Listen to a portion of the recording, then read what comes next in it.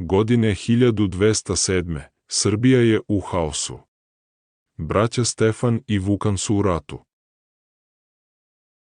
Njihov brat, monah Sava, dobija poruku u snu od svog oca.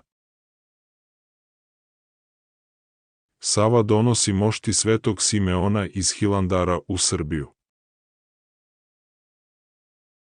Zima 1207. Sava stiže u Studenicu i poziva braću. Braća se udružuju, ali među njima postoji napetost i bes. Sava otvara kovčeg. Telo njegovog oca je mirišljavo, toplo, kao da je živo. Pred čudom, mržnja nestaje. Braća padaju jedno drugom u zagrljaj. Posle parastosa, Sava im govori o jedinstvu i ljubavi.